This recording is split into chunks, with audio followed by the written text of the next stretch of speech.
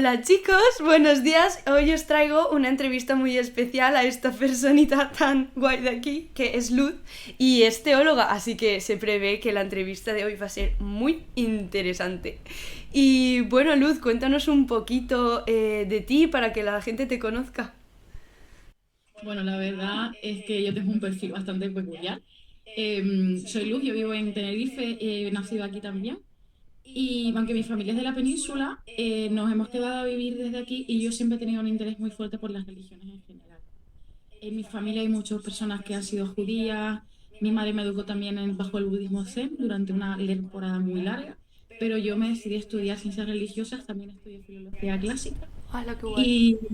y digamos que me afectó muchísimo a mi persona estudiar las religiones y lo que es la religión, aunque teología, ciencias religiosas en este caso, que es lo que estudié yo, se centra mucho en el panorama teológico cristiano y específicamente en el católico. Pero esto me ha abierto muchísimas puertas y de hecho estoy trabajando de eso y estoy estudiando prácticamente todo el tiempo sobre eso. Ostras, qué interesante, qué guay. Entonces, en la carrera de teología, ¿qué se estudia? O sea, solo como has dicho que se enfoca mucho en el cristianismo, porque creo que todos tenemos muy en mente el adoctrinamiento escolar en esas horas de religión, que estaba el profe siempre hablando del cristianismo, cuando en sí un estudio de religiones debería de ser de diversas religiones del mundo. Entonces, ¿tu estudio como en la escuela también se enfocaba solo en el cristianismo o tenías también más religiones? De... Yo estudié en un colegio católico bastante cerrado y no tengo ningún recuerdo especial de las clases de religión en primaria. Ya cuando yo estuve en bachillerato tuve una profe que incluso me regaló varios libros de teología de su época, de los 80 para allá para atrás, y estaba fascinada con eso, pero por mí, o sea, porque lo que me daban en religión, sinceramente, es somnífero. Y claro, lo que pasa es que hay un problema educativo generalizado. Y hay que entender que las religiones se tienen que dar ya variopintas, que ya no puede ser un monopolio. Y eso estoy completamente de acuerdo. Si bien es cierto que la cultura católica es fundamental para comprender el panorama donde estamos ahora, o sea, el catolicismo está en todas partes, es como algo que empapa todo. O sea, por mucho que estemos abriéndonos como sociedad, el catolicismo tiene un peso en España impresionante. Y en nuestra cultura, en cómo hablamos, en cómo razonamos. No podemos ignorar eso. Y por eso hay que dar mucho hincapié, mucho más en el catolicismo, precisamente porque es una ventaja social entender cómo se plantean las cosas. Pero sí que es cierto que no se puede dar una religión sola, por supuesto que no, o sobre una religión, hay que aprender sobre todas. Yo a mis chicos de la ESO, por ejemplo, yo fui profesora de instituto, les empecé a hablar de Mesopotamia, los sumerios, y vamos poquito a poco a ver hasta dónde llegamos. ¿Y dónde llegamos? Por el cristianismo, que fue un bombazo. Un tío crucificado de 30 años, carpintero, cambió el mundo. Pues sí, no lo cambiaron ni reyes sumerios, ni lo cambiaron nada, lo cambió un hombre humilde. Y eso es muy interesante. Hay que cambiar un poco las perspectivas, la verdad que sí, porque hay mucho que hacer, mucho trabajo. Y me has nombrado Mesopotamia y bueno, que has empezado desde muy atrás. Tú, en tus estudios particulares, en todo lo que tú has leído, ¿has tratado lo que vienen a ser las religiones comparadas? O sea, ¿nos podrías decir algunos puntos en común que pudieran tener diferentes religiones, ya sea pues, en estructura de mitos, en símbolos, en algunos personajes específicos? Mira, en primer lugar, la Biblia, por ejemplo, que por cierto, recomendación a todo el mundo. La Biblia no se lee como una novela, no se la lean como una novela, no estén locos. O sea, no, no, no, no. Se tiene que leer con un comentarista. O sea, con, a ver, por ejemplo, Alfonso Shaw, que lo recomiendo un montón, un tipo que interpreta la Biblia, que se llama exégeta bíblico, para interpretarlo, porque si no, si tú te empiezas a leer eso y dices, pero vamos a ver, ¿esta gente qué le pasa? No, no, no, esto no es literal, ningún lenguaje bíblico es literal, en absoluto, por favor.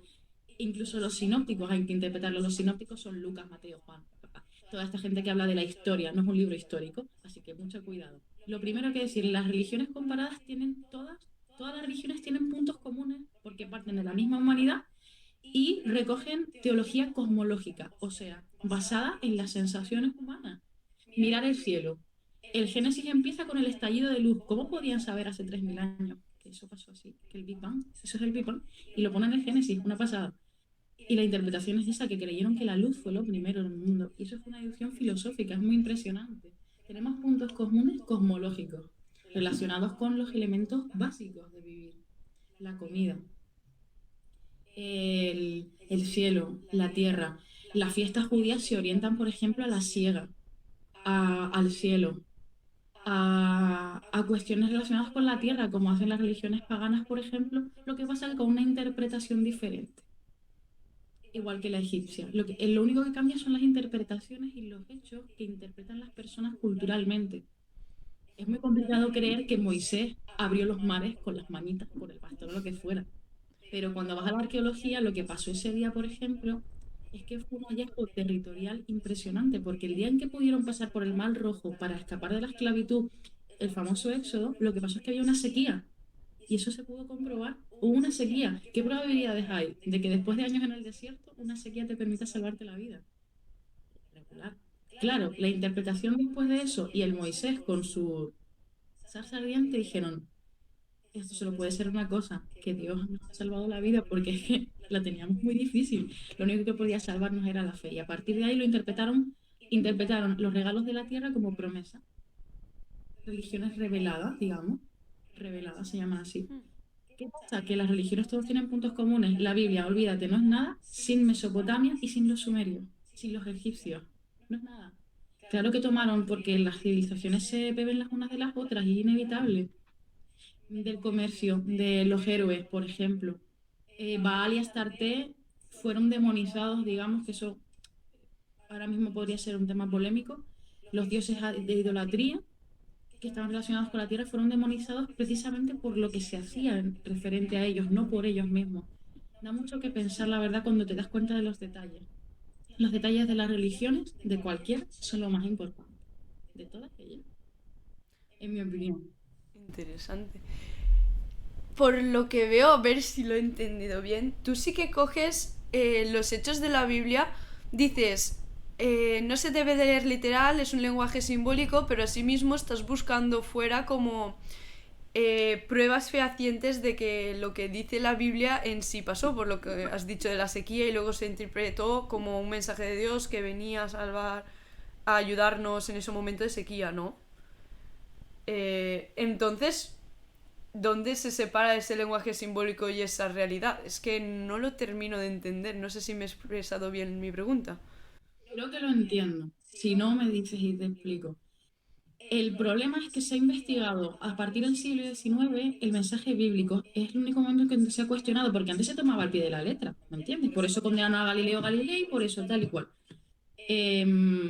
Porque era muy difícil prescindir, que se sabía perfectamente que la Biblia había que interpretarla, porque ¿cómo va, ¿me entiendes? ¿Cómo van a pasar algunas cosas? Es imposible, humanamente hablando.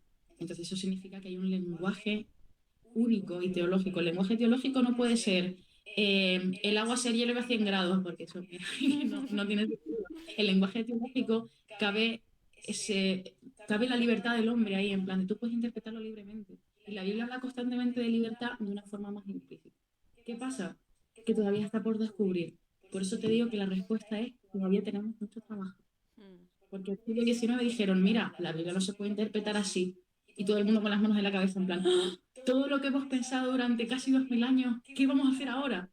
Pues, que ha resultado ser mejor.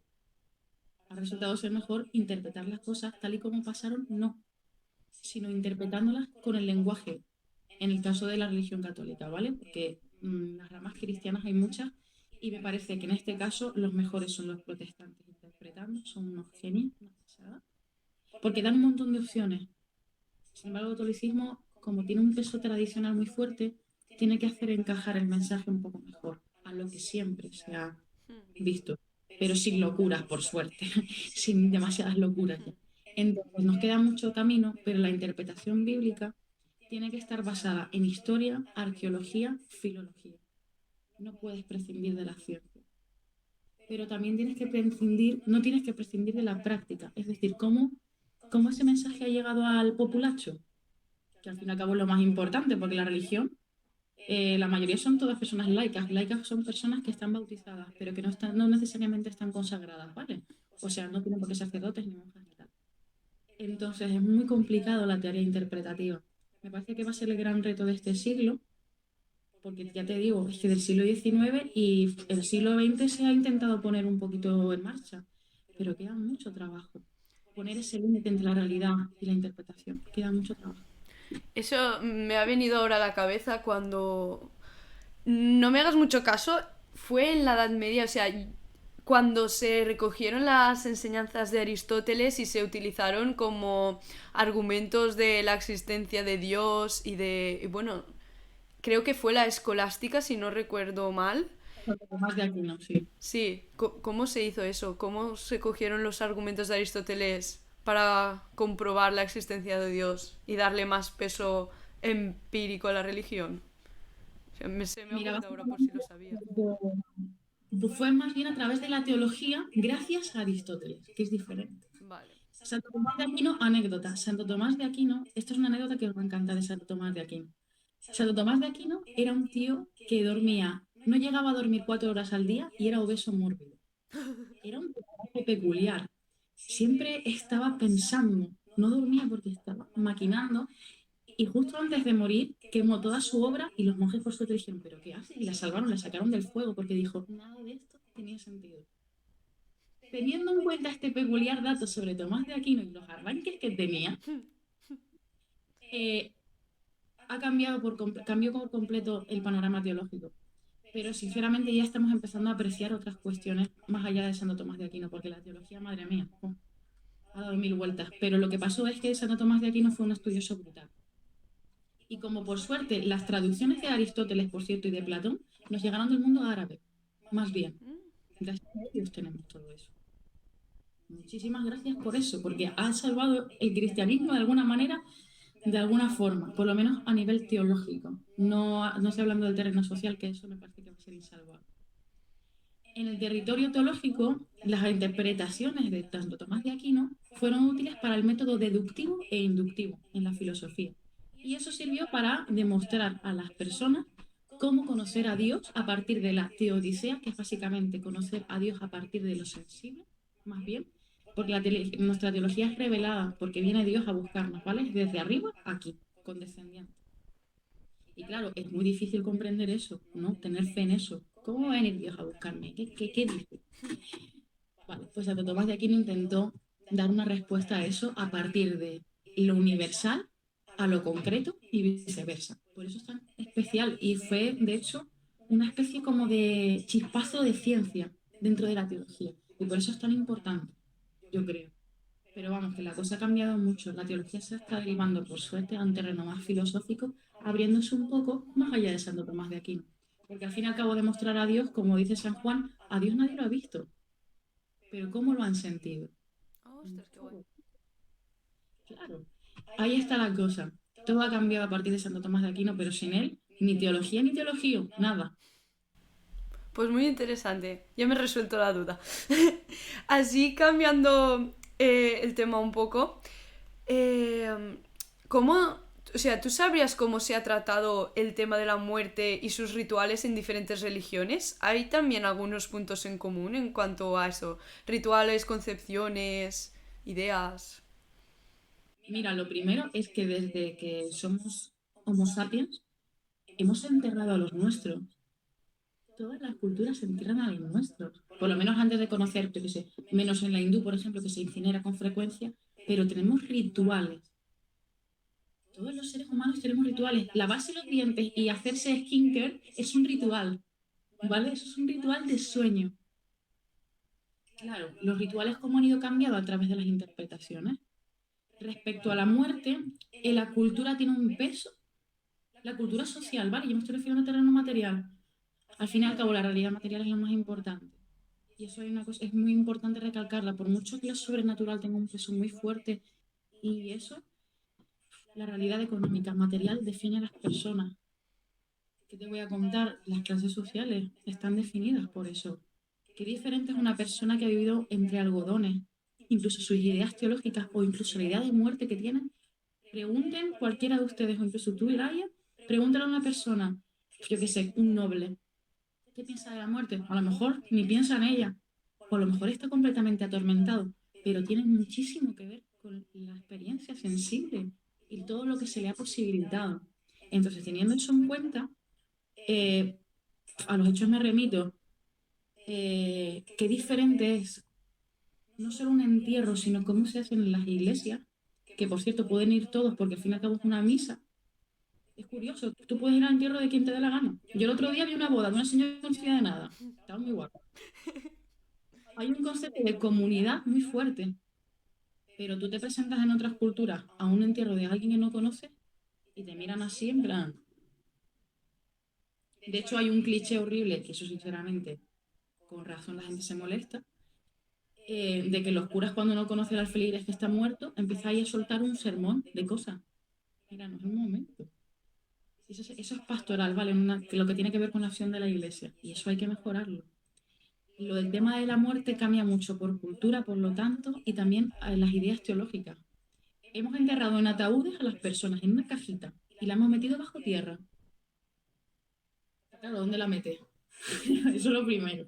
¿Dónde la metes? Y ahora la incineración está siendo muy polémica también en la iglesia, en los entornos más conservadores, ¿vale? Porque al fin y al cabo no se puede resucitar en cuerpo y alma. El tema de la resurrección es la cosa más complicada. Yo creo que todavía no la entiendo, fíjate, que resucitas en cuerpo y alma, no en plan zombie, sino en tu mejor momento y en tu mejor estatus que has vivido en tu vida, en la eternidad resultarás así. Es una locura. Y entonces el concepto de muerte para el cristianismo, por ejemplo, es simplemente una pausa. Mm, si vas al cielo, perdón por ser tan simple con esto, pero si estás en los cielos, conoces a Dios de frente y estás en la eternidad y te fundes con Él. Pero hay un purgatorio para los católicos y un infierno donde, que por cierto, Pablo VI, que es el papa del siglo pasado, dijo que no existía el infierno. Cosa curiosa. No existe el No, infierno. no existe el infierno para las personas. El infierno está hecho para seres sobrenaturales, no para seres humanos. Los seres humanos son imagen de Dios, no pueden ir al infierno, no son demonios. Pues, Es una locura. Claro, porque todo el mundo te ha enseñado, si eres malo, infierno. Eso es una burrada. Eso es lo primero, eso es una burrada. Eso es una burrada. Y segundo, el infierno está hecho para seres sobrenaturales que eligieron el mal, no para los seres humanos. Los seres humanos pueden estar caídos, por supuesto, y vivir un infierno personal. Que el infierno, de hecho, es vivir perpetuamente con la culpa. Es horroroso cuando lo piensas, por eso, pero es muy complicado. O sea, de hecho, culturalmente conocemos a las personas malas del impacto que hacen, ¿no? Y si lo comparamos con todas las personas que son medias, digamos, que son personas que hacen el bien, son obedientes, trabajan, tal, no sé qué, y las personas muy buenas son la mayoría. ¿Por qué? Porque saben perfectamente que cargar con la mochila de haber matado, de haber hecho de todo a una persona, eh, ¿a dónde te lleva? Y eso es un rollo cristiano. Desconozco si otras culturas tienen esos pretextos, porque la culpa es un rollo muy cristiano, en mi opinión. Todo el mundo siente culpa y todos los seres humanos hemos sentido culpa porque significa, uff, esto no está bien, moralmente o lo que sea. Y todas las culturas lo viven, pero no es la misma la forma que lo interpretas y la forma en la que respondes a ella. Y la cultura es importantísima. Y las religiones animistas, por ejemplo, tienen otro concepto de la muerte totalmente diferente y espiritual. Más como si la vida y la muerte fueran una misma cosa, una continuidad, ¿sí? Entonces, claro, la vida cambia. La muerte es una retrospectiva de tu propia vida. ostras, qué Y guay. todas las culturas tienen que ver, pero tu clase social también. Eso no se puede olvidar. Meter a una persona en una caja, poner su foto, que por ejemplo en Japón, yo qué sé, adorar momias, que eso ocurre mucho en el budismo esotérico. Adorar momias, Dios mío, escalofriante, pero a la vez hermoso. Es extraño. Las bodas budistas de rojo, cómo se vive la vida. Uf, el rojo, aquí el blanco, los colores. Cada cuestión cultural además tiene una esencia de pasado que puede conectarse con otras culturas y religiones. Entonces significa que la muerte es un hecho universal, pero a la vez colectivo y concreto. Por lo que único que te puedo decir es que tú como persona pensarás algo completamente diferente de la muerte que yo, porque además sé que tú tienes una práctica diferente a la mía, pero habrá puntos conectos. O sea, es un rollo cosmológico la muerte, o sea, universal. Todos vamos a ir a ese mismo sitio. Nos vamos a meter en un hoyo o nos van a incinerar. Entonces, es importante saber que tu clase social y lo que hayas vivido vivo te va a marcar y eso va a ser tu concepto de la muerte, tu propia vida. Ostras. O sea, que la religión que practiques o la que no practiques te va a definir como persona y como ser muerto. No sé si me he explicado bien o me he ido mucho por las ramas, pero lo único que quiero decir es que lo más importante de la muerte es lo que viva. Es curiosísimo. Es una pasada. O sea, me encantó. No te has ido por las ramas porque a mí me pasa mucho que cuando intentas explicar un concepto complejo, luego explicas cosas que parece que te vayas muy alejado, pero luego se relaciona. O sea, me ha encantado mucho. O sea, estoy segura que cuando termine la entrevista me volveré a poner esa parte para reflexionar mucho porque no sé, me has dado como perspectivas muy diferentes y muy originales y muy... Buah, estoy segura que a la gente le va a gustar muchísimo. O sea, Eso espero. súper guay, súper guay.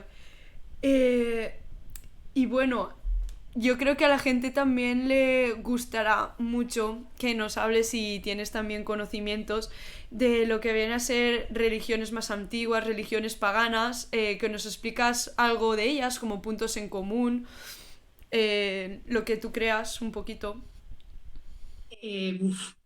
Descubrir el paganismo que yo llevo muchísimos años descubriéndolo, pero para mí lo más peculiar del paganismo es como, mira, me he leído un tocho de concretamente del matrimonio Stewart, que son de Wicca, ¿vale? Wicca tradicional. Sí. Me parecen muy interesantes porque es una religión pagana organizada. A mí me cambió la vida entender el paganismo, porque está súper demonizado en los territorios cristianos. El cristianismo tiene un gran problema, que es que masificado, yo no hablo de personas concretas, demonizan mucho. Pero eso es normal hasta cierto punto, sobre todo en generaciones mucho anteriores a la mía. Mi generación, por ejemplo, está mucho más abierta a escuchar, por lo menos que eso es importantísimo. Me cambió la vida entender sobre paganismo. A mí me cambió la vida incluso mi perspectiva sobre mi propia religión y mi propio concepto de Dios. Porque un día estaba yo pensando en esto del paganismo y sus maravillosas e interesantes prácticas y pensé, Dios, yo nunca le he puesto cara a Dios, jamás no he podido. La cara de Jesús como mucho, pero para mí Jesús es el Hijo de Dios, es una cosa diferente. Pero a Dios Padre, nunca. Hasta que aquí en Tenerife hay mucha cultura de caminata, bosque, playa. Fui a una especie de excursión guiada con un guía forestal a nuestros bosques de Anaga, que son hermosos, llenos de niebla. Y por lo visto los biólogos se quedan en un reducto de 5 metros y no salen de ahí en 4 horas. Imagínate cuánta biodiversidad, ¿vale? Ostras. Es increíble. Claro, yo llego y digo, Dios, es exactamente esto. Me sentí igual que en la iglesia. No sé cómo explicarlo. O sea, fue una sensación de estas barbas de musgo son el Señor. Es el Dios que yo creo. Me sentí exactamente así y dije, ay, a ver si voy a ser una paganita interna. Es broma. Eh, pero ese regalo del paganismo, de la relación con el territorio, es absolutamente real. Y el cristianismo lo perdió muchísimo. Porque el cristianismo, sinceramente, a día de hoy está en un barranco de punta ante el ateísmo más grave. O sea, está todo el rato. Y sobre todo que la ética de un mundo descristianizado está teniendo muchas consecuencias negativas. No estoy defendiendo aquí el rollo templario, con el cristianismo estábamos mejor, con la iglesia esa separada de las personas estábamos mejor, porque de ninguna manera eso fue una desgracia. Pero sí que resalto que los valores cristianos son muy difíciles. Cuando profundizas ahí intenso, eso es muy difícil, pero valen la pena. Esa ética de amor por el otro, que poner por la otra mejilla no significa aguantar todo, sino entiende al otro para saber qué te está haciendo el mal y cómo reaccionar. Eso significa. Entonces, claro, eso es muy importante, pero veo que muchos paganos se dan cuenta perfectamente de que eso es cultural y que no se van a librar de eso. Y que tienen rollos cristianos, pero con una práctica alucinantemente ejemplar. Eso es lo que pienso del paganismo, que es ejemplar y que si mucha gente se introduce un poquito, que ahora se está poniendo súper de moda por lo que veo, en plan, Wicca, bruja verde y no sé qué.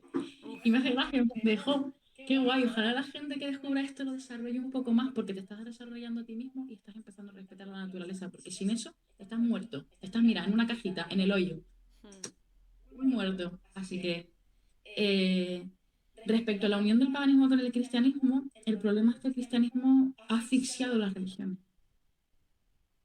Las ha asfixiado el cristianismo institucional, perdón, no la fe. La fe la puedes tener o no, porque hablando claro, hay mucha gente en las instituciones que si lo que tiene es fe, yo apostato. O sea, por sus acciones, porque lo que te define son tus acciones. Por mucho que tengas a verlas. Y eso si eres pagano, si eres budista y si eres todo lo que quieras. Tus acciones te definen. Si necesitas una religión para ser bueno, tienes un problema. Muy gordo. Sí, sí. Así que lo que he visto sí que es verdad. Lo más importante que quiero recordar a todo el mundo que vea esto es que el paganismo está completamente metido en el cristianismo. Y tú dirás, ¿cómo? De hecho, hay una charla más o menos sobre eso en Aula Arcana. Tuve la suerte de ser ponente de ahí, espero seguir siéndolo muchísimo tiempo, porque me da la vida aprender de esas maravillosas personas. Y de ti, por supuesto, que tuve la suerte de encontrar. Ay, gracias. Es el rollo de poner vírgenes en las iglesias y eso es pagano. El velito, no sé qué, las florecitas, em, como digamos, entregas de cosas que quieren que seas bendecida. Bendecir es universal. Se ha bendecido desde miles de años. Bendiciones, eso es universal. Y es pagano. Bendecir alimentos. Lo del pan y el vino lo vi en la Wicca, por ejemplo. Bendicen pasta y vino. Eso es universal y eso es cristiano también. Pero ¿de dónde crees que te lo saca? De conceptos universales. El vino es la vid, ¿vale? Viene de la vid. Y Cristo concretamente tenía unas parábolas sobre la vid preciosas, donde crece la viña del Señor. Pero claro, la vid es fiesta, es sacrificio, es muchas cosas. También lo tiene la Wicca, las pastas, celebración, compartir, comunidad. Es un montón de rollos. Las religiones sirven para eso, para hacer comunidad de una manera distinta y apartada del mundo, pero en el mundo. Estás con Dios a su lado, es maravilloso, o con los dioses, lo que ustedes prefieran, lo que ustedes practican. Lo de poner vírgenes, el pan y el vino, o sea, lo esencial, lo más vistoso, los sacramentos. Tienen, claro, porque al fin y al cabo el cristianismo se adaptó a una realidad pagana, pues, sobre todo en el Imperio Romano, ¿vale? Y ya cuando Constantino dijo, yo me voy a meter aquí, que esto fue un emperador en el siglo IV que dijo, bueno, el cristianismo no hemos podido reventar a los cristianos. Si no puedes con el enemigo, hazte con él, hazte de su parte. Constantino se metió en los concilios, se hizo cristiano, justo antes de morir, por cierto. Y claro, ¿qué cultura absorbió el cristianismo para poder difundirse? Adivina, la cultura de Aristóteles, la cultura griega, la cultura romana. Por supuesto, despreciando algunas cosas que en contenido bíblico, especialmente gracias a San Pablo, se ha podido discernir un poco. Pero la cultura que bebió fue la oriental del Imperio Romano. Si te vas, por ejemplo, a partes de Europa como Rumanía, que tienen un concepto ortodoxo, vas a ver rollos más orientales. De hecho, la iglesia ortodoxa es extremadamente mística. Tú te vas a una iglesia ortodoxa y tienen un rollo ceremonial. Por ejemplo, cuando resucita el Señor en Semana Santa el domingo, empiezas a oscuras y todos tienen una vela que se van encendiendo progresivamente. Se ponen como escarpia, de verdad. Y todo el rato dicen, Cristo ha resucitado, Cristo ha resucitado. Y al final te pone ciego de comer. Es maravilloso, con huevitos y cultura así. La cultura ortodoxa es hermosa en ese sentido. Pero ¿dónde te crees que han sacado el concepto de el huevo de Pascua? Pagano. Inmediatamente lo que había antes del cristianismo ha sido absorbido, reapropiado y en parte robado. Eso es lo lamento. La única cosa que quiero resaltar aquí, que eso no puede volver a repetirse, al igual que atacar al cristianismo y quemar iglesias y tal, perder patrimonio artístico e histórico es una pérdida humana, es como matar a una persona. Cuando llegó el cristianismo hubo una oleada inevitable, porque es inevitable, de fanatismo. De hecho, mataron de una manera horrorosa a Hipatia de Alejandría, a la que creo que deberían hacer santa, te lo digo de verdad. Qué gran persona. Y era pagana. Y ella sabía que era pagana por tradición, pero era una persona mucho más allá que pagana. Era matemática, era filósofa, era perfecta, era un ser humano maravilloso y la destrozaron. La destrozaron porque a un obispo no le daba la gana que la meteorología para la Semana Santa fuera como ella dijera. Ella tenía razón.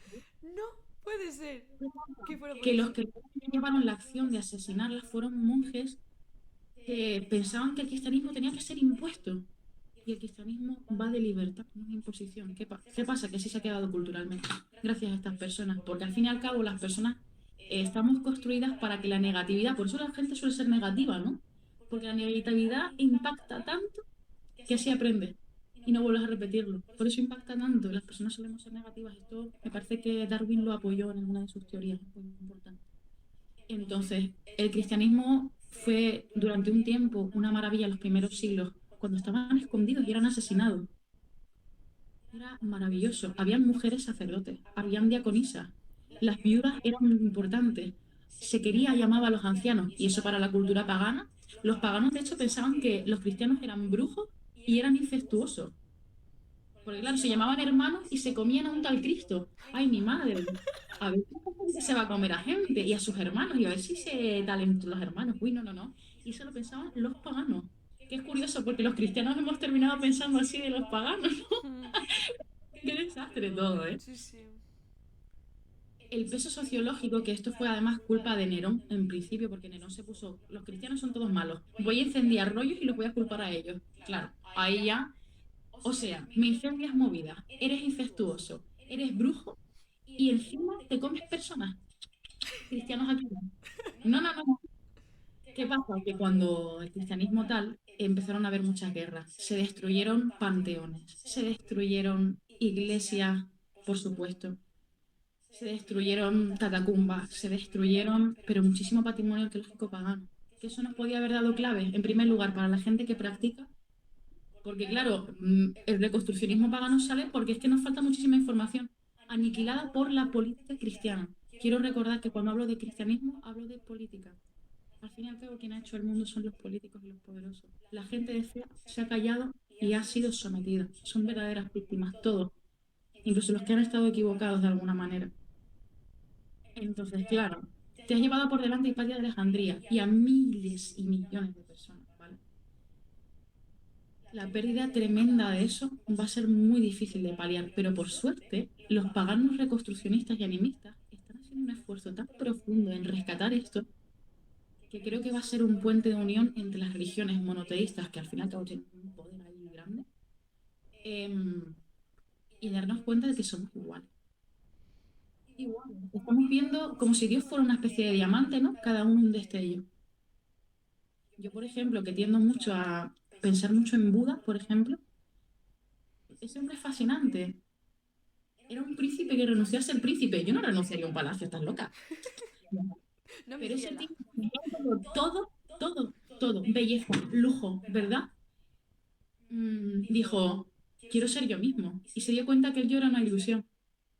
Increíble. Y luego, los paganos adorando la tierra a sí mismos, creyendo, abriendo tu mente. Es increíble. No se puede dejar de valorar todo el patrimonio que juntamos. Y anécdota para terminar. Es curioso porque, sobre todo en el Islam, hay muchas más conexiones con religiones antiguas, sobre todo la mesopotámica, sumeria y las prearábicas, por ejemplo, con talismanes. Tienen talismanes. Talismanes. Los judíos tienen algunos conceptos mágicos. Y se puede ver muchísimo más que en el cristianismo, ¿vale? Porque durante muchísimos tiempos el cristianismo se pensó que era magia. De hecho, la palabra esa de la peli Hocus Pocus, Hmm. la gente pensaba que cuando la hostia se hacía, ¿no? En la epíclesis, cuando venía el Espíritu Santo al cuerpo de Cristo y al vino, oían Hocus Pocus, que no es Hocus Pocus, es otra frase en latín, ¿vale? Pero ahora mismo no, creo que este es el cuerpo del Señor o algo así. Y la gente oía Hocus Pocus, pensaba que era magia. ¡Ostras!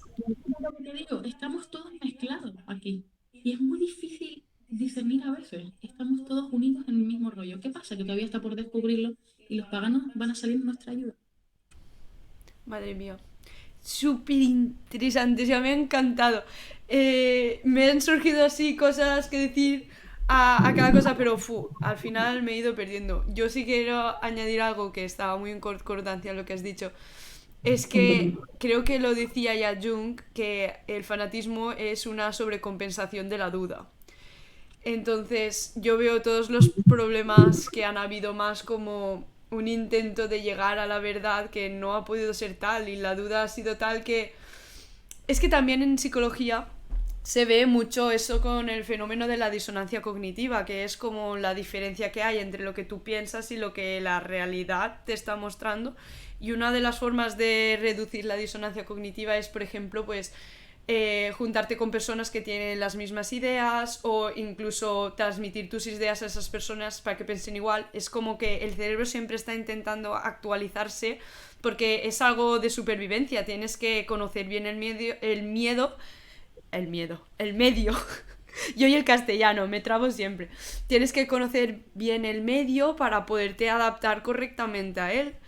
Entonces, yo también veo, pues, yo que estudio psicología, pues lo analizo mucho desde ese fenómeno de la disonancia y de ese fenómeno de la sobrecompensación de la duda, que es, pues eso.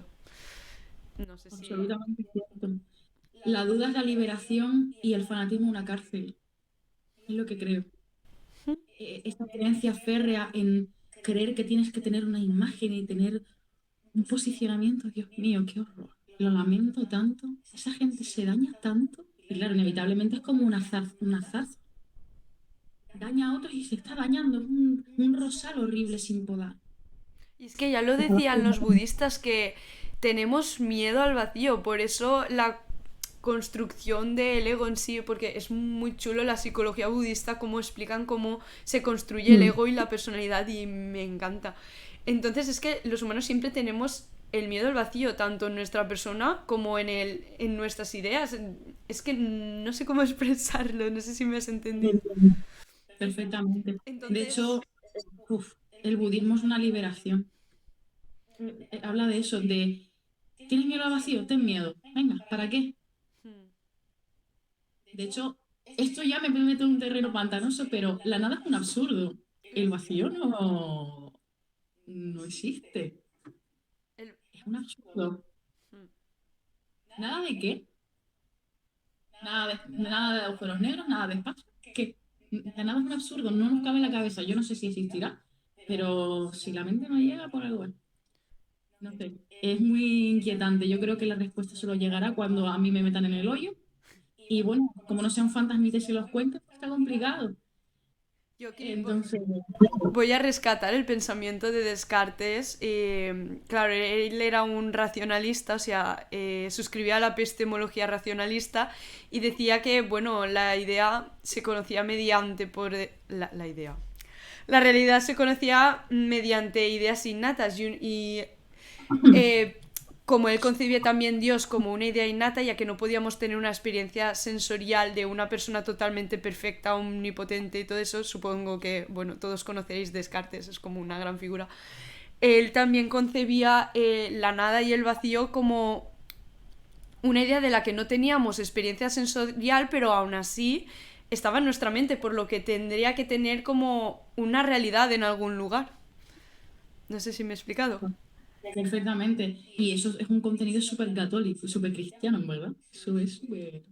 Es curioso No también sé. como Descartes, claro, es que pues para su época no podía contradecir a Dios ni a la iglesia y tal, y como su filosofía está súper mezclada también en argumentar el por qué Dios existe, y como muy impregnada también del catolicismo.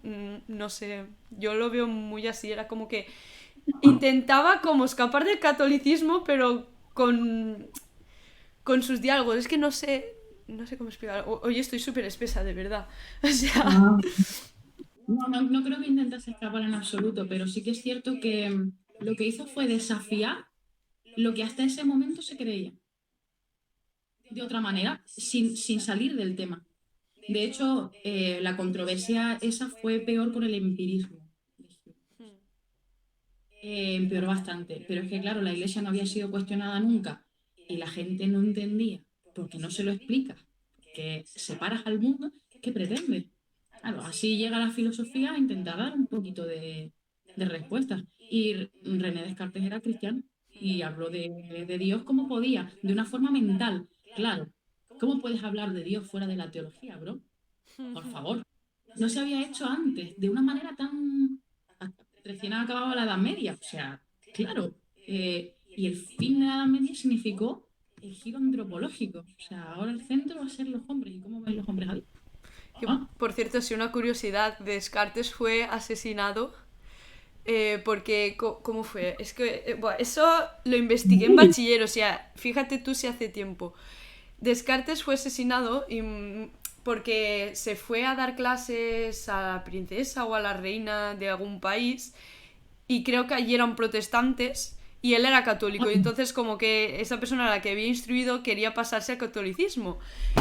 Cosa que dijeron, no, mi ciela, entonces mataron a Descartes para que no la malinfluenciara.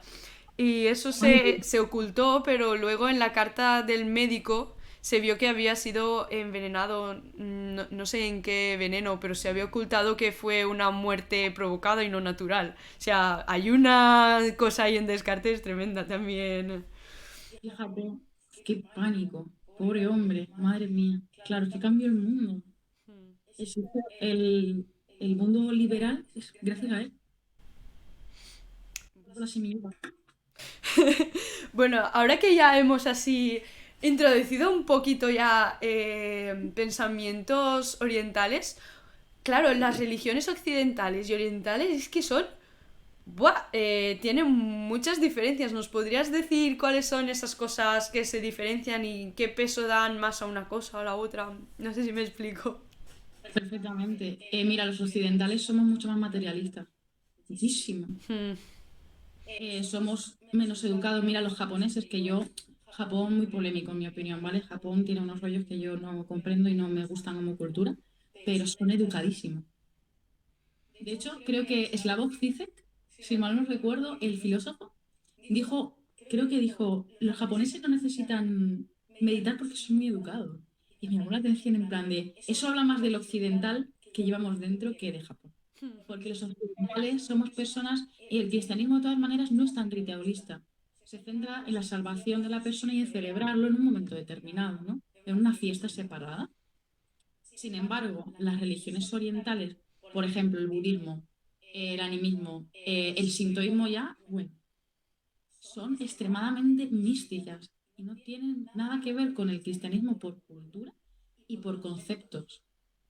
Yo voy a un templo sintoísta, no se parece nada a una iglesia, Dios mío, pero tiene conceptos básicos, por ejemplo, la luz, la iluminación que tienen. Esos son pequeños detalles, pero que lo dicen todo, ¿eh? Cuidado.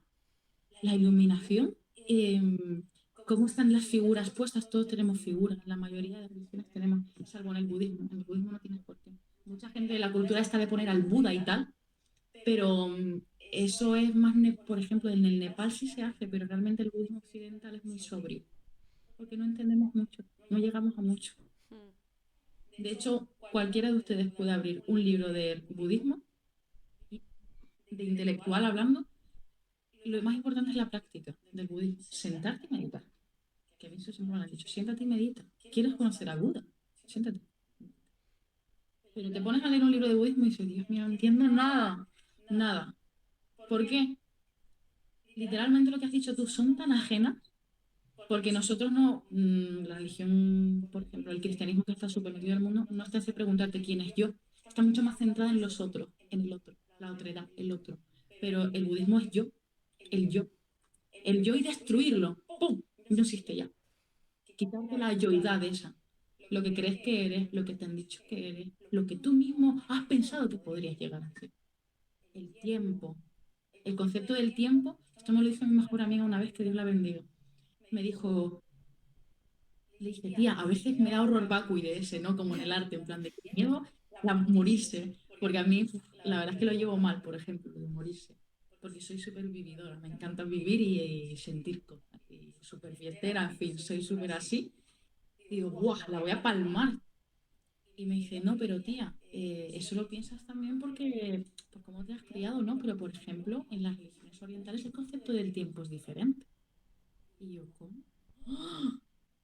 Sí, tu concepto del tiempo y el mío seguramente serán muy similares porque hemos crecido en la misma cultura, aunque tú no practiques las mismas cosas que yo religiosamente. Pero el concepto del tiempo del budismo no existe. El tiempo no existe. Y realmente el tiempo no existe, lo hemos medido, que es diferente. Pero cuando te das cuenta que el tiempo es una paparrucha, me acabo de quedar helada yo pensando en eso. En plan, el tiempo, lo medí y punto. Son las 11:30, pero no. Solo es de día y será de noche. Y así, y así, y así, y así. ¿Qué soy? Soy polvo de estrella. Soy una masa acuosa y sangre. Me van a salir canas. El tiempo es inevitable, pero no existe de esa manera, en plan, em, el tiempo es trabajar y tener una casa y familia y no sé qué, que eso es muy occidental. Tener un deber, por ejemplo. Ahora, por ejemplo, las culturas orientales, por lo que he visto, son mucho más cerradas, por lo que he podido apreciar, ¿no? Son muy abiertas para algunas cosas y súper cerradas para otras. Y en Occidente no. En Occidente hay un cierto relajamiento, sobre todo en las culturas italianas, que es la sede del catolicismo por excelencia. La cultura española, la francesa, tienen el catolicismo, ya también por la sociedad que tenemos, más metido así como de forma implícita, casual, poco. Nuestro tiempo es usado para disfrutar, hemos priorizado muchísimo más el tiempo libre. Las culturas orientales son de trabajo. Tienes que ser útil, porque esto está bien, el bien común, no el bien propio. Es muy curioso cómo la religión afecta tanto a la cultura, ¿eh? Es increíble. Y lo que Y más la religión... curioso me parece es cuando estás diciendo, claro, el cristianismo es el bien común y las religiones occidentales se basan en el bien propio, pero luego en la sociedad se ve más que la oriental está mucho más orientada a los otros. O sea, eres tú que puedes aportar para la comunidad, pero aquí en Occidente es mucho la sociedad del ego. O sea, es como súper... Desequilibrado total. Total, o sea, no tiene nada que ver la religión en luego cómo se ha construido nuestra sociedad, al menos en eso. O sea, no sé si me he explicado. Perfectamente, y en mi opinión hay una razón universal y es que la inmensa mayoría de personas que existen tienen un perfil concreto y es que son prácticas. Las personas tendemos a ser prácticas. Es práctico pensar en estas movidas del tiempo y para que una cultura absorba algo complejo, la tienes que simplificar. Y a veces simplificando pierdes cosas muy importantes. Mucho. Y creo que eso es un problema que hay que analizar, porque si realmente te das cuenta, la cultura recoge rollos súper superficiales. En plan, pero si realmente esto es así, ¿por qué me lo enseñaron así? Por Dios, con un montón de cosas, con un montón, no solo religión, un montón. Tu comportamiento. Te enseñan que, por ejemplo, una persona que ha sufrido algo no es la víctima, es la culpable, porque tú la has provocado y no sé qué, el rollo ese también de la ley de la atracción, que es una barbaridad terrorífica. Eso culturalmente está súper metido. Y es al revés. ¿Qué pasa? Que cuando te das cuenta de que eso es al revés, te has tenido que dar un par de vueltas más y meterte incluso en ti mismo. La gente está acojonada de conocerse. Perdón por el taco, pero es que la gente está aterrada de estar consigo misma. Y eso es muy grave, alarmante. Así está el mundo. Ni que lo digas, madre mía. Buah. Y así un añadido antes de pasar, me ha parecido súper guay lo que dices del tiempo. Y es que de hecho, en psicología, es que lo siento, es que soy psicóloga, me gusta mucho y tiene mucho que aportar también la psicología. Se ha estudiado cómo en sí el lenguaje que tú hablas no hace que pienses como pienses, pero sí que el lenguaje que tú hablas recalca ciertos aspectos de la realidad, pone énfasis en ciertos aspectos que otro lenguaje no. Y se ha visto, por ejemplo, que en el tiempo, según los diferentes lenguajes, conciben el tiempo de manera distinta, porque hablan de él con conceptos distintos, lo separan de manera distinta. Como en nosotros y los ingleses que tenemos pasado, presente y futuro. Luego no recuerdo un idioma muy raro que tenía como 4 tipos diferentes de pasado, o luego otro idioma que no tenía tiempo. Ese idioma sí que era oriental, pero ahora no recuerdo qué era. Y eso también me parece muy curioso. Así, apunte de curiosidad de...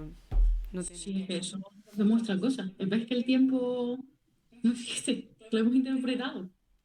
Es que es algo que a mí se me escapa totalmente. O sea, es algo que no he podido llegar a saber qué es el tiempo. Y si en sí la aproximación del estudio así más que tengo es de la física, cuando me vino esa flipada de que quería ser física y me puse a leer física teórica y tal. Y claro, todos los físicos se la flipaban mucho con qué es el tiempo, lo estamos viendo, pero es que no está claro qué es. Y yo pero no he llegado a una respuesta. Es algo que se me escapa totalmente. Bastante complicado, sí. A ver. eh, Cambiando de tema. En nuestras conversaciones, en una de ellas me dijiste que uno de tus temas predilectos era el existencialismo. ¿Y cómo relacionas tú esta filosofía con la religión? O sea, ¿cómo se han influido mutuamente? Sí, puedes. El existencialismo es una respuesta ante las carencias del cristianismo, total, en mi opinión. Eh, y también ante un momento concreto, el existencialismo del siglo XX, más o menos. Espera, vamos un segundo.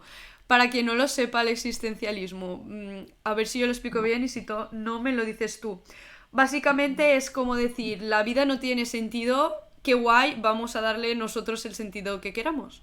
Pero luego está como el nihilismo, que es la vida no tiene sentido, no vale la pena. O sea, todo es un asco. ¿Lo he explicado así más Mm, o menos bien? sí, pero no. El nihilismo realmente, voy a poner la imagen del nihilismo realmente, tal y como se ha leído a Nietzsche. Yo he leído mucho a ese hombre, lo adoro. Em, un tipo en un chiringuito con tres tías diciendo, la vida no tiene sentido. Realmente es así, es positivo. La vida per se, la vida no tiene sentido exactamente, no, sino no tienes una misión. No existe la misión, no existe tu destino, ni existe la vocación. Existes tú y lo que hagas con ella, contigo mismo. Eso es el nihilismo, encontrarte en el aviso, en el abismo que te mira a ti, cuanto más lo mira. Pero ese es el El mismo nihilismo positivista. Que yo aún no acabo de entender la diferencia entre el nihilismo positivista y el existencialismo. Porque va, el existencialismo es posterior, un poco posterior. pero es que Y las es una ideas respuesta son... también a la cultura. Hmm, Porque, por ejemplo, existencialista por excelencia, Camus, Albert Camus. hmm. Leerte un libro de él, perdona, hay obras, espero que se me escuche bien. En fin, es deprimente, por Dios. Plan de, mira, tío, hay un componente negativo muy fuerte. Pero claro, tú ves la historia del siglo XX y si quieres no lloro. Si quieres no lloro. Dos guerras mundiales, la revolución rusa, no sé qué, no sé cuánto, la hambruna, el frío, o sea, ¿cómo no me va a dar algo? El existencialismo es un encontronazo con las carencias filosóficas y teológicas. El cristianismo no ha sabido dar una respuesta clara hasta muy pasadito el siglo XX. Eso va a ser un dramón y creo que todo el mundo está resintiéndose de ese dramón porque cada vez hay un rechazo más fuerte. Y es lógico. ¿Qué pretendes después de una historia de 20 siglos apartando a todo el mundo de tus conceptos, de la intelectualidad teológica de eso? No puede. Y el existencialismo, por supuesto, sale al rescate, entre comillas, porque también sale al disgusto de esa cuestión un poco. Y me encanta el existencialismo porque hay que enfrentarse con la parte oscura de vivir. Sobre todo porque quiero reivindicar la cultura contra esta especie de ola de positivismo extremo, positividad tóxica, Hmm. ¿vale? Que no sé en qué, eso es, me parece que es un rollo, no tiene nada que ver con ninguna cuestión cristiana, en mi opinión, hasta cierto punto. Eso tiene que ver mucho con el capitalismo, en mi opinión. Y claro, me es una preocupación muy grande. El existencialismo te puede calmar esa necesidad de sonreír como un idiota cuando en realidad estás destrozado y ni siquiera te conoces a ti mismo, ni siquiera conoces a tu pareja, no tienes iniciativa, estás hecho polvo, solo trabajas. En fin, el existencialismo es ¿para qué? ¿Para qué me voy a forzar? ¿La vida es esto de verdad? Lo bueno del existencialismo es que te cuestiona lo que es la vida. Si la vida va a ser trabajar, volver a casa, ir al gimnasio y ponerte mamadísimo porque si no eres un feto mal parido, me doy tirirí, me mato, es que así te lo digo. Y por supuesto el existencialismo es muchísimo más complicado de lo que estoy diciendo, pero creo que es muy importante recordar la parte oscura de vivir. El existencialismo habla un poco de la parte, ¿tiene sentido esto? No, joder, qué chungo. Es como ese vacío. Sin sentido es el vacío ese que todo el mundo teme. Pero no olvides que el vacío es un absurdo. Y eso hay que recordarlo. Eso es posterior al existencialismo, por cierto. Eso me parece que Heidegger tiene algo que ver. Que Heidegger ya sé que era medio nazi, que quemaba libros y eso. Pero Heidegger le dio un poquito al coco a tiempo, yo creo. Y dijo, ¿nada de qué? O sea, el absurdo no. La vida no es tan absurda. Pero a veces sí. Entonces el existencialismo es una sombra, la sombra de la vida. Si ignoras la sombra de la vida, la sombra te buscará a ti, como un fantasma. Entonces, es muy importante tener la filosofía existencialista, que por lo visto tiene un componente ateo muy fuerte, para enfrentarte a ti mismo, como lo que tú decías, para evitar huir de la duda. Duda todo el rato, sin que te atormente, sea un poco práctico, un equilibrio, pero sin eso vas a acabar muy mal. La sombra de la vida es necesaria. Te guste o no, el Dios luminoso ese con angelitos y querubines, baja. El Dios ese fue asesinado de formas terribles y crucificado. Por ejemplo, mi perspectiva un poco existencialista. Y si no crees en nada de eso, el existencialismo te puede inducir a pensar en lo que está mal en la sociedad y puede ayudarte a cambiarlo. El punto malo, que como te obsesiones con eso, te vas a deprimir vivo. Ya. Te vas a dejar llevar por una ilusión, porque no tienes ni idea de lo que es la vida. La estás viviendo, pero muchas veces no tienes ni idea. Es muy profundo, la verdad. Esto yo creo que daría para 4 podcasts o 6. Sí, sí, sí. Mucho que pensar y mucho que... Yo es que del existencialismo tenía como las nociones principales. Es algo que aún tengo mucho que investigar y mucho que... Me ha gustado mucho todo lo que has dicho. Es algo que tiene muy que pensar. Y claro, yo creo que los existencialistas entonces respecto a Dios dirían, Dios no existe porque como si es un ser de luz, un ser bueno, ¿cómo puede hacer que pasen todas estas cosas? ¿No? Es ese típico pensamiento que suele decir por ahí la gente, ¿no? Dios no existe porque no permitiría que pasaran todas estas cosas.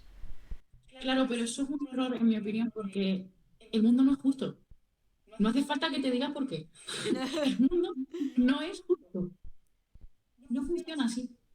Porque, al igual que el merecer cosas, nadie merece nada. ¿En serio la humanidad merece cosas? Si lo piensas bien, ¡uf! Pero aquí estoy. La vida es eso. Estoy aquí. Salí de mi madre en bola sin nada. Estás desprovisto de cosas. El existencialismo, por cierto, creo que es una buena vía para comprender un poco de budismo. ¿No? Sí, es importante. Quería recalcar eso por si alguien está interesado. Estábamos hablando, perdona, de aquí que me estoy yendo por la... De cómo el existencialismo puede confluir con la religión cristiana o cualquier otra religión. El existencialismo ha salvado el cristianismo del siglo XX. ¡Pum! Pongo sobre la mesa esto. O sea, sin cuestionarse. La idea de Dios del siglo XX, un siglo que ha destruido la humanidad y todavía estamos pagando las consecuencias. Eh, el cristianismo todavía seguiría igual que el siglo XVIII, XIX, anclada y en un pasado que, por cierto, también la gente ha contribuido, o sea, las personas del entorno liberal por Revolución Francesa ha contribuido a crear una imagen de la Iglesia y, claro, eso lo ha forzado a que la Iglesia sea construida como una especie de gente que son señores muy mayores, muy conservadores y no sé qué. Pero es que la Iglesia también soy yo, o sea, y yo no soy nada de eso, ni vieja, ni conservadora, ni nada. Y muchísima gente como yo, muchísima gente, y un montón de personas distintas, pero no se habla de eso. ¿Qué pasa? Que el existencialismo dijo, ¿Dios permite estas cosas? ¿Para qué?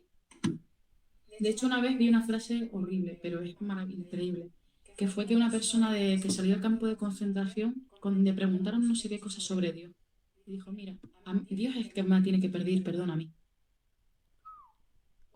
La cosa más dura, una de las cosas más duras que he leído, porque es verdad. A mí me tienes que pedir perdón tú a mí. Creo que es la frase que mejor define algunas partes del existencialismo más oscuras. Porque el mundo no es justo. Es que partiendo de la idea, los existencialistas partieron de su cultura cristiana. Y la dijeron, ¿esto es así? Y la iglesia está diciendo ahora, no, tienes razón.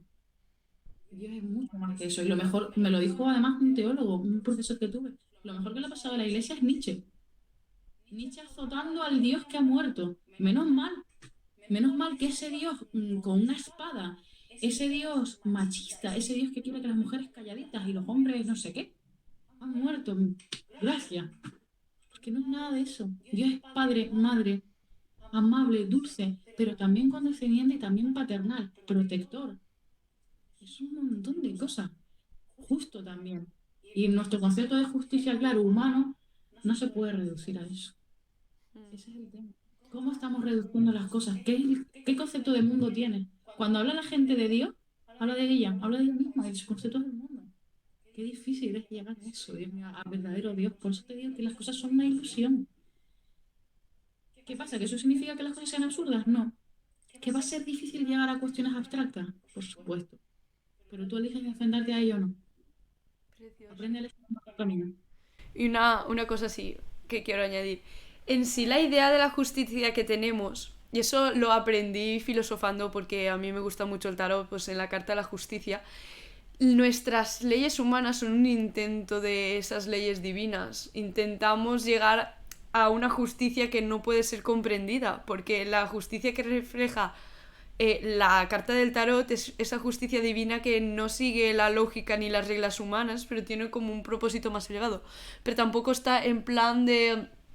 Yo creo que también pensar, asimismo pensar en esa actitud es conformarse con la situación en la que estás viviendo, de, bueno, si está pasando es por algo, Dios nos ayudará. Entonces está ese término medio entre saber, yo no he encontrado aún ese término medio entre saber que las cosas pasan por algo, por una justicia divina que no entiende de razón, y el hecho de conformarse con las situaciones que tú estás viviendo y no hacer nada para mejorarlas porque por algo ha pasado. No sé si me explico. Y la información aprendida va a ser una cosa muy chunga eso, de quitar. Sí, sí, es un problema.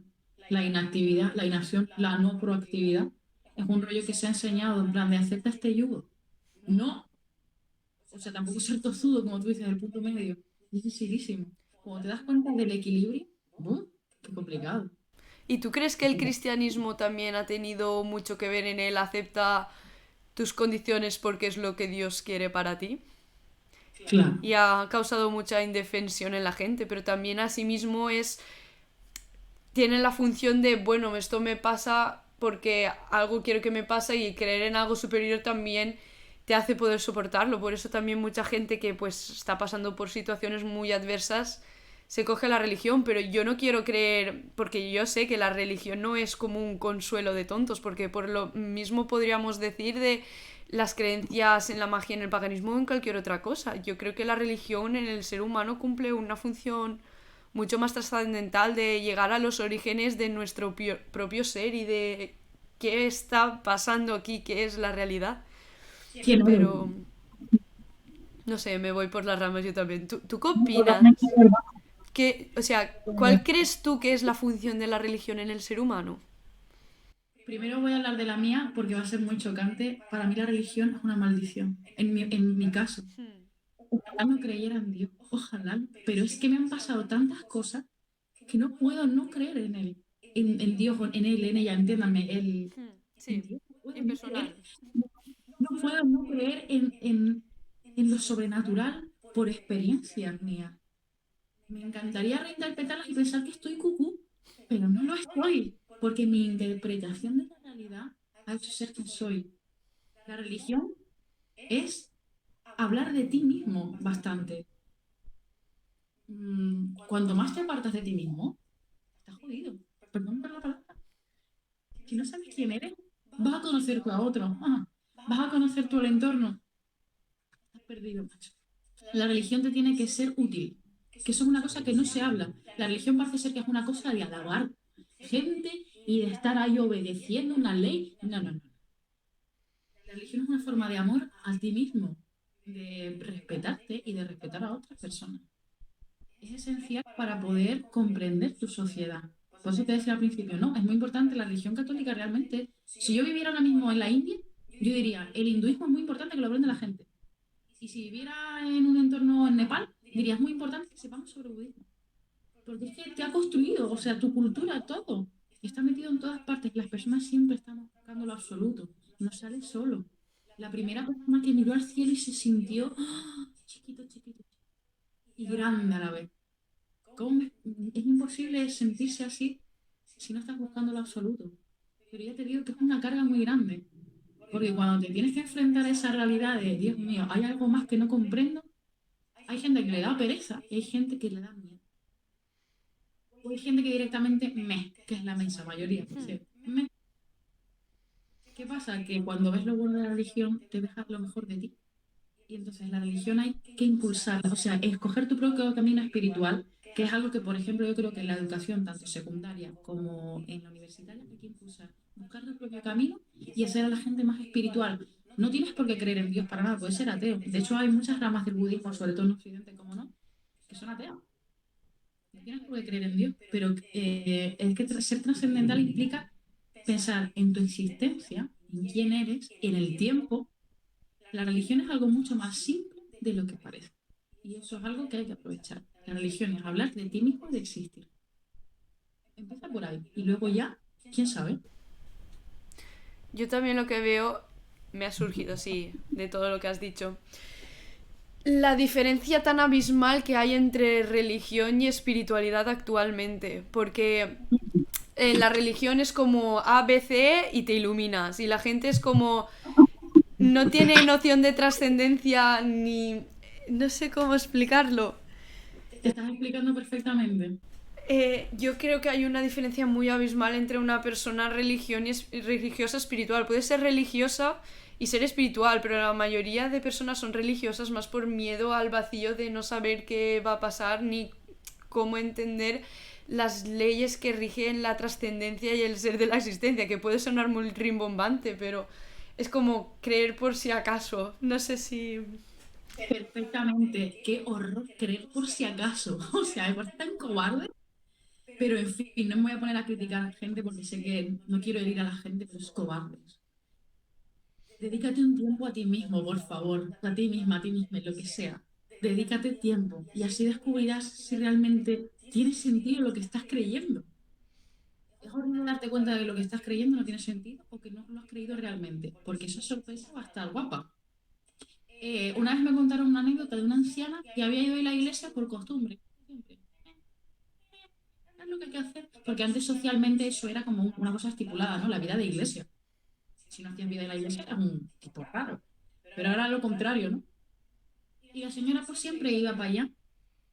Y una vez estaba hablando con el sacerdote y el sacerdote le preguntó, ¿pero tú crees en Jesús? Y ella se quedó así, ¿cómo? Y dijo, mira, me voy, y tal. Y volvió, no fue a misa durante meses. Todo el mundo preocupado porque le había pasado algo. Y dijo, mira, me acabo de dar cuenta de que vengo a la iglesia desde que tengo memoria y que no sé por qué. Y la mujer casi llorando. No tenía ni idea de lo que estaba creyendo. Ostras, qué Horrible. triste.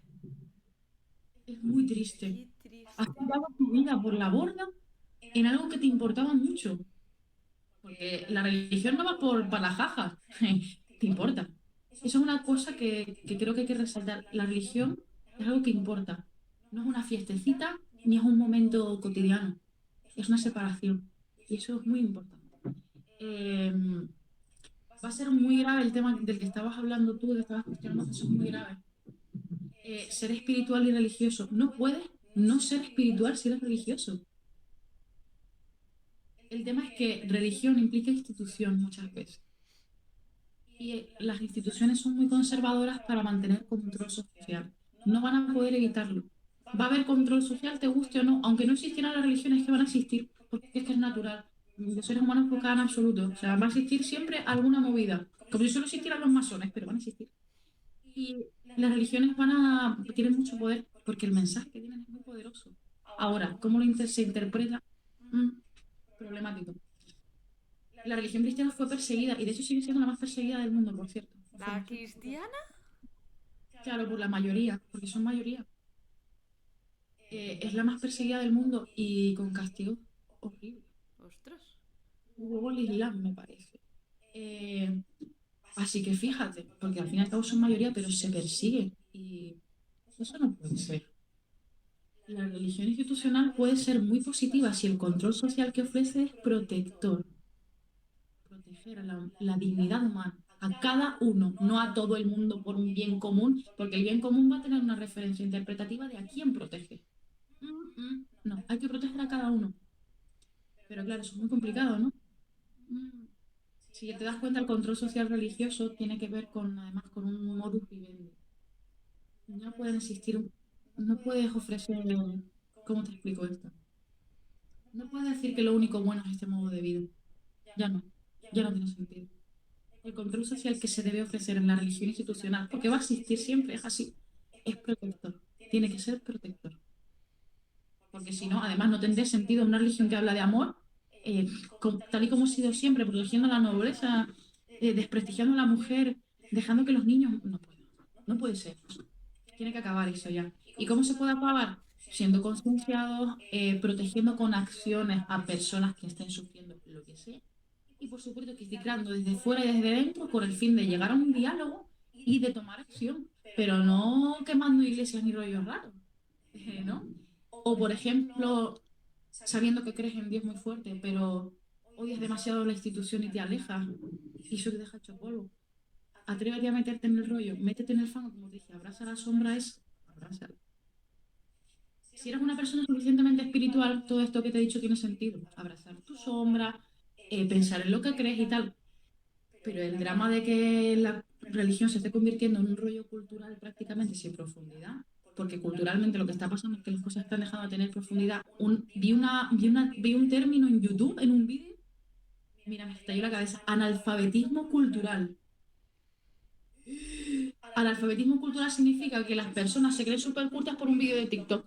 Ostras, totalmente lo que está pasando ahora tú. Exactamente, por un vídeo de YouTube. Mira, mi rey. No. Por un titulito tienes mucha sabiduría. Para nada. Las personas más incultas y peores personas que he visto son universitarias. Juro. Pero por un podcast y por un tweet no tienes ni idea ni de salud mental, no tienes ni idea de espiritualidad, no tienes ni idea de religión, no tienes ni idea de nada. Ponte a leer y ponte a hablar con personas. Así se hacen las cosas, mi reino. Es lo que hay. Por eso el problema va a ser la nula profundidad, tanto de una como de otra. La espiritualidad, hoy en día, también deja mucho que desear. Sobre todo estoy hablando de lo mainstream, ¿vale? Mm. Cuando tú vas a lo profundo encuentras rollos ahí como en Reddit, en plan. Cuando profundizas ahí tienes cosas guapas. Pero como te quedas en la superficie, ¿qué te digo? Mal. Y la religión no puede permitirse quedarse en un territorio cultural. Tiene que tener una acción social. Y no es mala, es necesaria. Y es natural, de hecho. Las religiones son naturales, pero claro, si la orientas de una manera incorrecta, puede acabar muy mal. Y de hecho, la iglesia está súper amenazada por eso, porque no se han tomado las decisiones adecuadas. Se pueden tomar ahora, eso sí, tengo esperanza. Madre mía. Me encanta cómo hablas, se nota que te apasionó mucho el tema, que has reflexionado mucho sobre todo eso, es que me encanta. Ay, Conti. Me quedo sin decir, o sea, eh, yo quiero también añadir una cosa aquí que no sé si tiene mucho que ver, pero es algo que yo opino, que en sí en Oriente tenemos una tradición espiritual y mística muy rica, pero que muy rica, pero siempre nos vamos a Occidente en busca de eso que nos han quitado, pero nos lo hemos quitado nosotros mismos, porque fue... O sea, yo, si tú me sigues, sabrás que yo soy muy seguidora de lo que vienen a ser las religiones y los cultos en la antigua Grecia, y al haber estudiado todo eso y cómo todas esas ideas se han diseminado y han evolucionado, se ve como aquí teníamos tradiciones espirituales muy ricas que por haberlas malinterpretado, porque los propios místicos ya decían, yo lo voy a decir pero me vais a malinterpretar y pasará tal y cual, y pasó tal y cual. Y al final estamos como en un vacío de sentido, muy perdidos en nosotros mismos, no sabemos por dónde tirar para descubrir a Dios. Es que, lo dicho, hoy estoy muy espesa y no sé cómo explicarme muy bien, pero... Te están explicando muy bien, de verdad, te entiendo. Estamos todos perdidos como pollos sin cabeza, total. Totalmente. Porque el referente que ha habido siempre en Occidente es la Iglesia Católica y ya cada vez hay menos. porque es que la gente está viendo que el peso institucional religioso que tiene y lo que se está viendo de ella es nefasto. Mm. En el periodismo diría cuatro cosas en plan, ¿puedes dejar de decir cosas negativas ya? Que nos están destrozando la cabeza.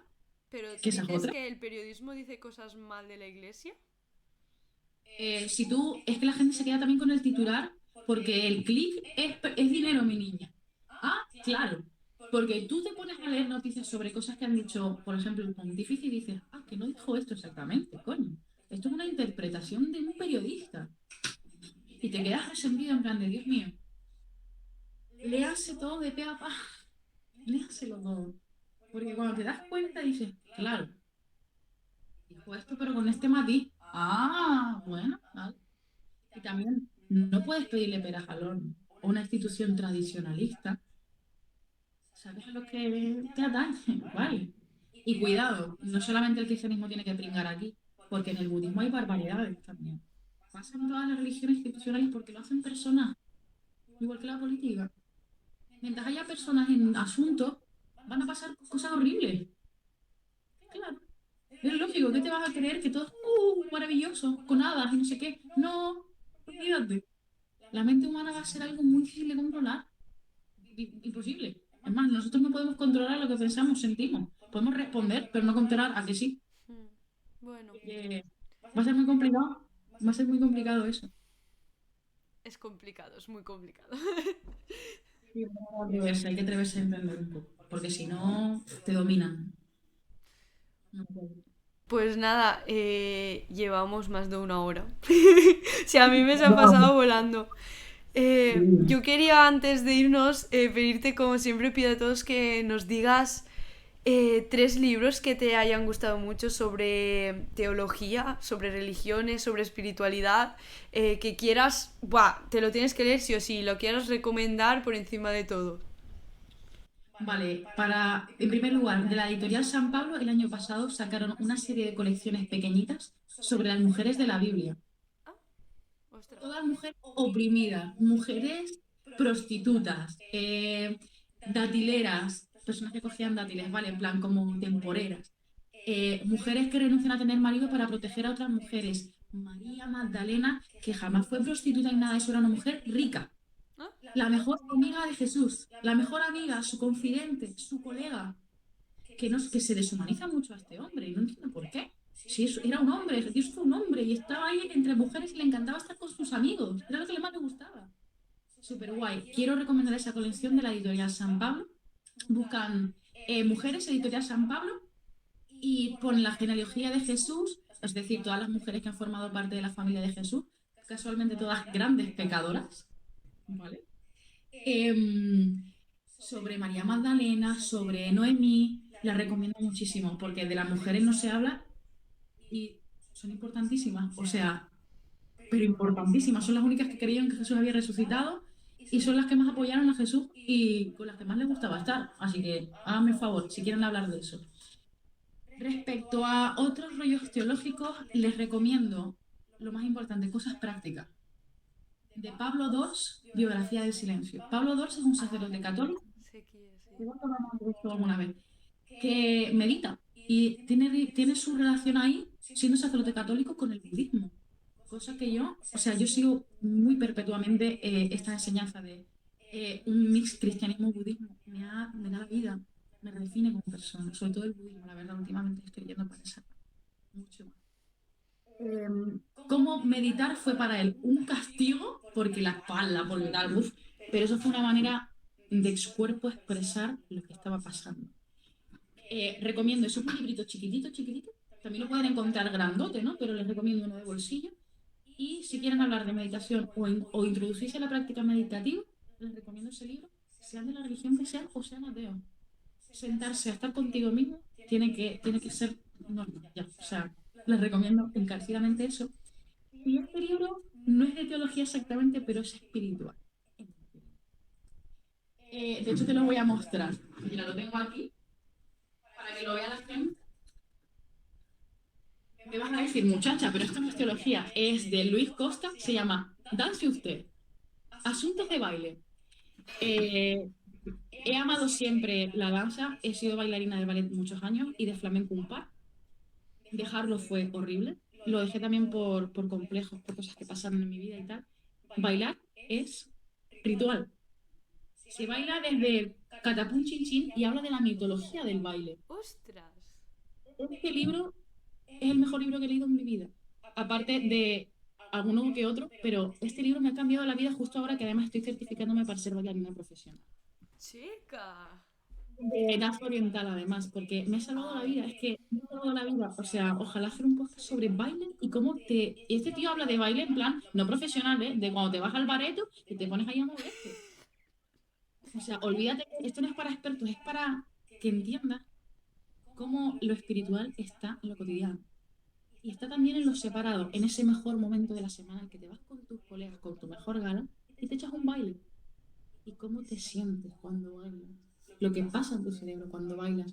Cuando pensaba además que la isla de Ibiza viene en honor al dios del baile. Mira tú. Ibiza, mi sueño, ir a Ibiza a bailar. O sea, genial. Es increíble y recomiendo este libro para gente espiritual que sea como yo, bailonga. Incluso si no eres bailongo, para que entiendas que la espiritualidad está en todos lados. En todos lados. En bailar, en la comida, bueno, ¿cómo está? Como un momento compartido donde hay delicias puede ser tan memorable. Sí, de Y verdad. como para mover mi cuerpo es conectar con lo más profundo de mi ser, en mi caso. No es un libro de teología, pero es un libro espiritual y de verdad lo recomiendo muchísimo. Se lo he recomendado a todos mis colegas. En plan, tenéis que leer esto, es mi nueva fantasía. Chica, En entonces tú fin. haces danza oriental, o sea, danza del vientre. Yo también hacía danza del vientre. Es que es una danza preciosa, muy espiritual. Conectas con tus compañeras de una manera. Es que pasan cosas que dices. Sí, me acabo de certificar, o sea, ni he empezado a estudiar. Mañana me voy a pasar todo el día estudiando porque llevo 2 meses de retraso de estudio y haré mi reaction, mi show cuando termine y me certificaré en siendo bailarina por fin. Después de años como complejos y rompiéndome músculos y movidas raras, basta. Me ha liberado conocer la danza sagrada. Hagan actividades que les conecten consigo mismos. Mensaje para todos. Conecten con ustedes mismos de la manera que ustedes, su cuerpo les pida. La corporalidad y la teología me parece como una cosa que explorar y espero hablar de ello en mis obras. La verdad, es lo que más me importa. Qué guay. Es un tema que a mí también me interesa mucho, la verdad. Sí, La- porque no se ha hablado mucho. no No se se ha habla. hablado. Siempre es como muy descorporalizado todo esto. Es como muy arriba. No sé cómo decirlo. Está contigo todo el tiempo. Eso hay que hablarlo. A ver si me atrevo a escribir un par de cosillas. ¿Quién sabe? Bueno, y nada, antes de irnos, ¿quieres compartir con todos algún proyecto que tengas en mente a sacar o algo? Porque sé que estás pensando escribir un libro y tal. Y bueno, aprovecha y dínoslo todo. Dios mío, ojalá tener tiempo porque tengo mucho interés en hablar si ustedes buscan, cualquiera de ustedes, incluso tú, buscas sobre Buda, lo que quieras en español. Ahora, busca sobre la esposa de Buda. Buda abandonó a su esposa y ese hombre lo adora miles, millones de personas y abandonó a su esposa. Yo cuando me enteré de eso, me enfadé muchísimo. Dije, ¿qué has abandonado a tu mujer? Me parece lo peor, o sea, lo peor. Pero claro, ¿qué hizo Yasodhara? Lo que quiero hablar es de Yasodhara y poner cosas en español porque solo hay en inglés, así en resumen. ¿Qué hizo Yasodhara cuando fue abandonada con su hijo en sus brazos? Seguir a Buda. No seguirlo de perseguirlo, seguir sus enseñanzas. Y se convirtió en la mano derecha. Pero ¿cómo llegó a destrozarle el corazón? ¿Cómo? ¿Qué pasó? Quiero hablarle al mundo de eso porque creo que es una manera de hablar de la feminidad, del abandono, de las heridas y de cómo transformarlas como mujer. Porque la teología está súper masculinizada. Y en general la espiritualidad no puede seguir así. Quiero hablar de Yasodhara y que todo el mundo entienda la maravillosa persona, el verdadero Buda que es esta mujer. Es un bodhisattva. También quiero hacer cosas de teología de Death Note. No voy a decir más. Death Note no me ha hecho pensar tanto en Dios. Un anime, que a mí en anime no me gusta mucho, ni nada de eso. Pero Death Note me quedé, dije, wow. y me quedé alucinando y tengo como bastantes apuntes, me gustaría hacer un pequeño ensayo. Y también tengo cosas pensadas sobre, por ejemplo, la religión en la niñez, la Ostras. espiritualidad de los niños y los adolescentes, que es que los tenemos menospreciados porque, como si fueran tontos y nos dan mil vueltas, porque están descubriendo el mundo todavía. Eso es Dios puro, descubrir y descubrir. Y sobre todo me gustaría atreverme a escribir sobre cosas de teología corporal, teología del cuerpo, porque se puede hacer teología con el cuerpo. Y no me refiero solo a bailar, me refiero a que lo divino se siente y por lo tanto es corpóreo. Hay que explayarse ahí, tiene que haber algo sobre eso y espero primerearme algún día con un poco de tiempo, por favor, Señor, dame más tiempo y escribir todas las maravillas para ustedes. Me encantaría. Buah, me encantaría leer todo eso que has dicho. O sea, yo ya estoy esperando a que lo saques para leerlo, de verdad. Por supuesto, me Qué encantaría. guay. Espero algún día hacerlo. Pues nada. Yelud, un súper placer. O sea, estuviera ahí, te daría un súper abrazo y muchas gracias por Igual. aceptar la entrevista. Y estoy seguro que le va a gustar muchísimo a la gente, la verdad. Pero muchas gracias por toda la oportunidad, Laia. Me siento súper halagada, de verdad. Y espero que les haya gustado a todos. Pues nada, para vosotros la semana que viene, como siempre, vídeo y nada, nos vemos. Adiós. Gracias, hasta luego.